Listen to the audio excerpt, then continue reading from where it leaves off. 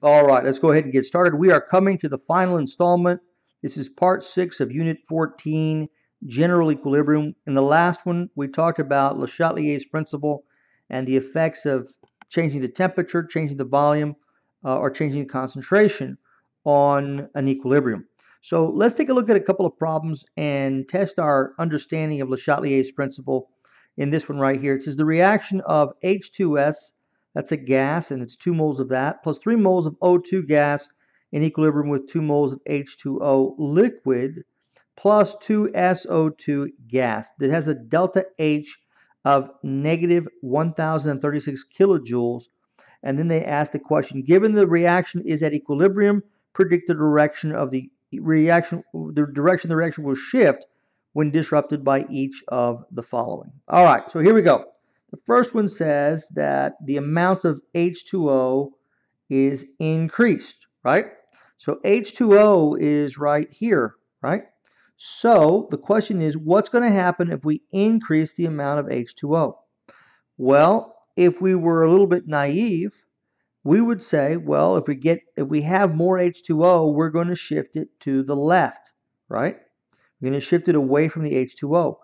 However, we're not naive, and we know this. We know that liquids and solids do not participate in the equilibrium expression, right?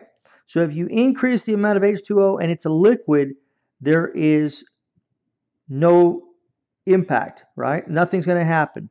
There will be no shift, either left or right, right? Either no shift, either left or right. So that was kind of a tricky one, right? You would assume that it would go to the left, but it just doesn't. All right, now the next one is this. I'm going to push this up just a little bit. The next one is the temperature of the reaction is increased.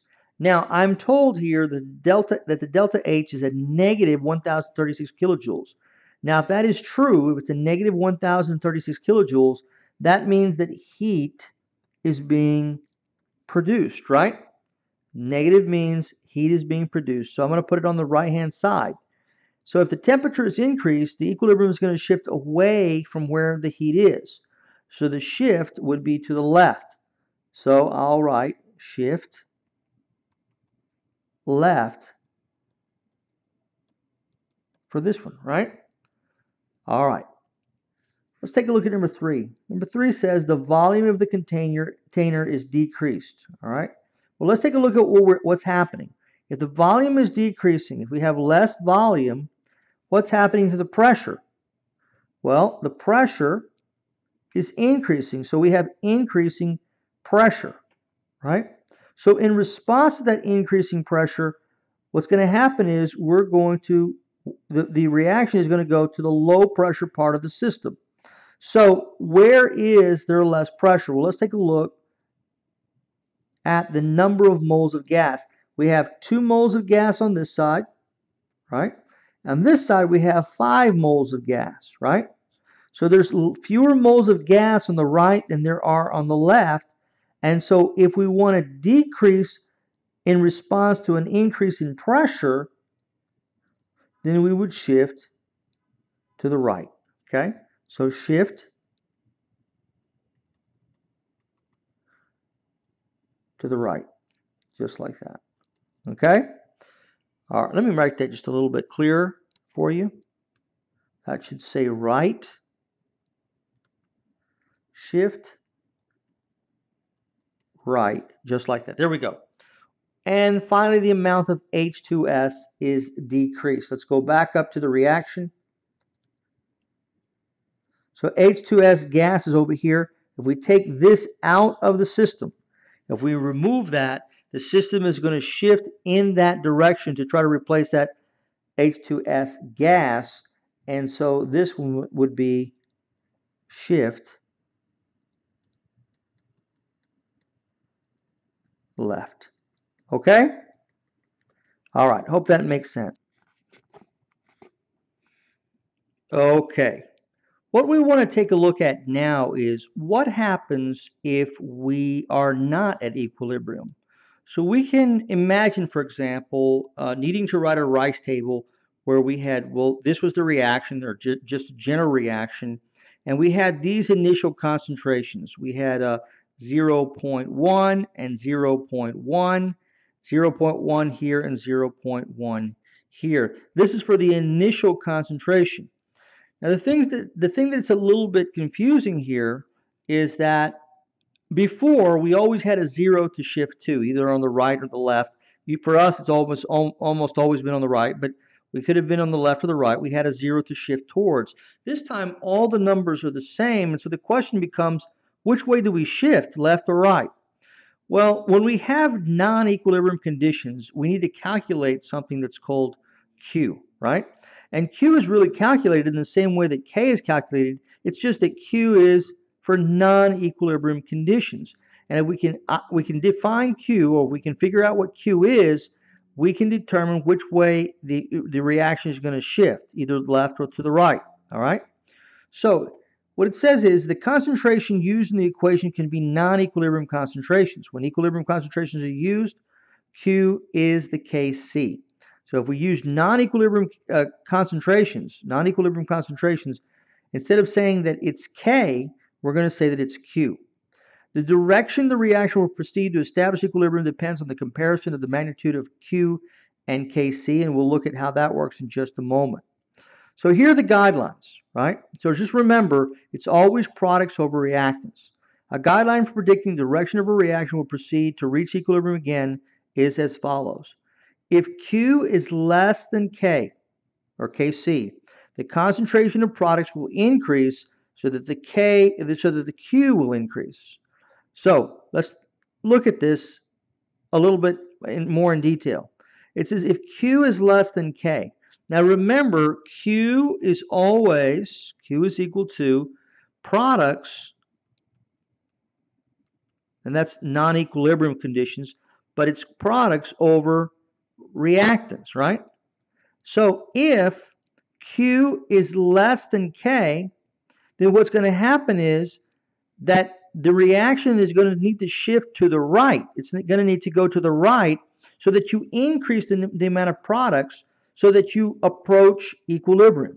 So if Q is less than K, then the equilibrium shifts right to try to reestablish the equilibrium, in other words, K.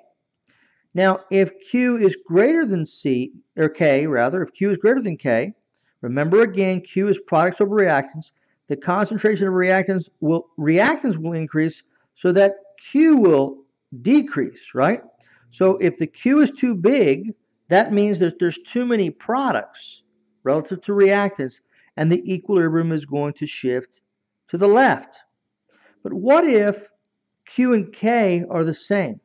Well, that makes it easy, because if Q and K are the same, then no concentrations will change as the system is already at equilibrium. So remember, when Q and K are the same, you're already at equilibrium. So let's kind of review what we've talked about here. Q is a constant for when you do not have equilibrium conditions, right? It's a constant for when you don't have equilibrium conditions. But if your Q is not equal to your K, there's going to be a shift either to the left or to the right.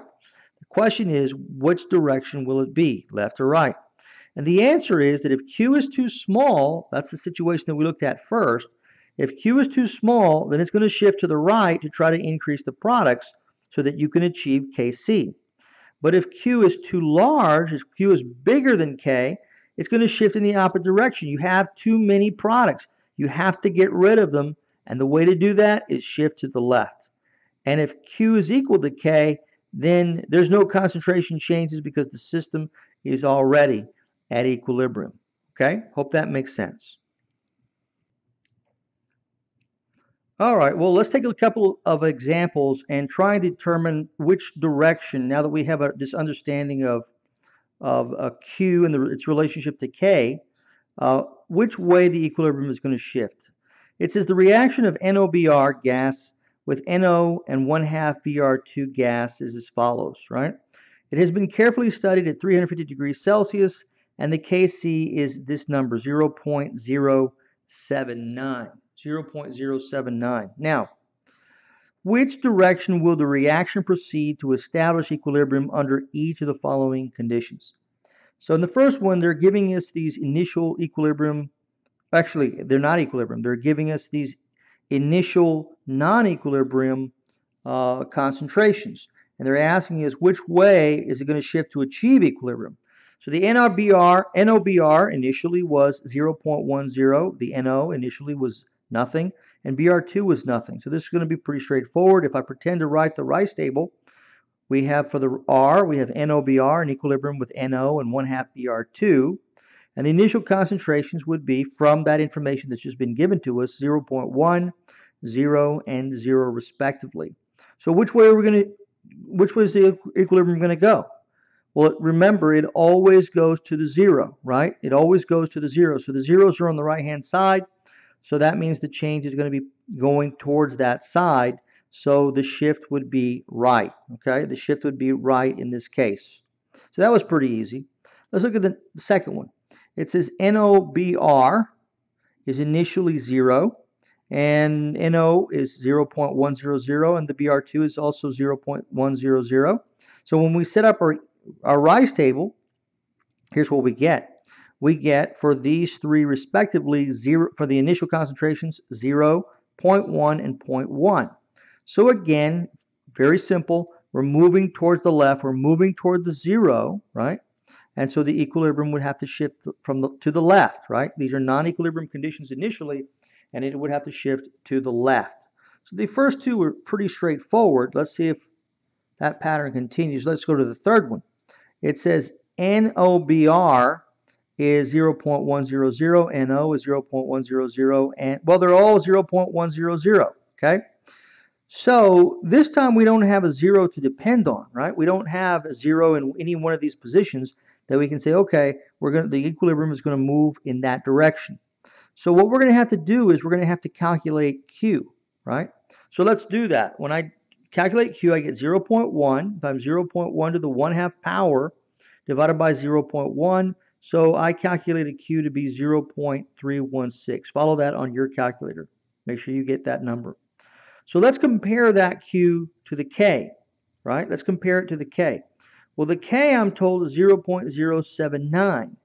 That number is smaller than Q. So the Q is product heavy. There's too many products in the Q versus the K. And therefore, I'm going to shift away from products. I'll shift to the left, and that'll take care of the third one for me. And then let's do number 4. Number 4 says we've got NOBR of 0.200, 0.0500 for NO, and BR2 would be 0.100. So the Rice table then would be set up like this, and I put in the respective concentrations, 0.2, 0.05, and 0.1. When I do that, I'm going to calculate a Q because there's no zeros. When I calculate the Q, I get, this is a typo, let me just correct that. That should be 0.079. So let me just fix that. 0.079, which, by the way, is exactly the same thing, you recall, as our K. So in the initial problem, we were told that the K for this was 0.079. So when I do that calculation, and don't make the same mistake I did, by the way, make sure you do the calculation correctly, you get 0.079. So then there is no shift because the Q is equal to the K in this case. K is equal to Q. They're the same, and therefore there is no shift. We are at equilibrium. All right, that'll do it for this installment. I'll see you in the next one. Thanks. Bye-bye.